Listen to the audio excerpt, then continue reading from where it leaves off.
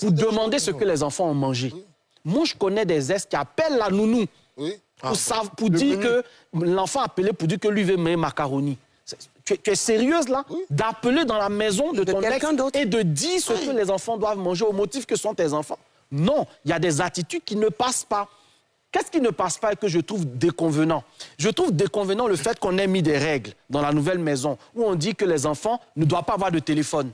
L'enfant part chez toi en week-end et il revient avec un téléphone au motif que maman m'a donné un téléphone. Mais ça, c'est des attitudes qui ne doivent pas passer. Tu vois ce que je veux dire, Siro? Quelle attitude ne doit pas passer? Des attitudes comme, par exemple, vouloir imposer au nouveau partenaire le style de vie que vous aviez avant. En fait, il y a beaucoup de personnes qui veulent utiliser le nouveau partenaire comme un moyen de montrer à l'ancien que leur vie chauffe.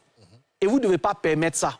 Ça veut dire que votre relation actuelle là est une relation pansement. J'en avais parlé l'année dernière.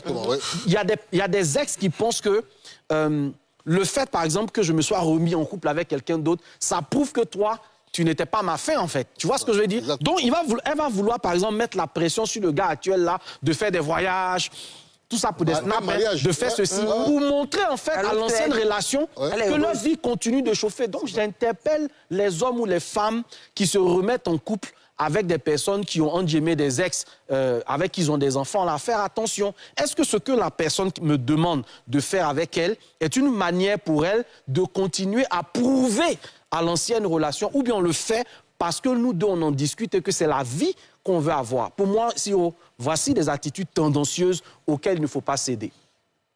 Ma belle, faut-il consulter sa nouvelle partenaire avant de prendre toute décision avec l'ex pour les vacances, l'école et autres? Bien évidemment, au fait, ça dépend du type de décision. Et tu l'as dit, les vacances, l'école et... Il y a beaucoup de choses. Les dépenses. Oui. Ce sont des décisions majeures. Oui. Donc, il faudrait informer le nouveau partenaire. Pas pour qu'il donne son autorisation, mais pour qu'il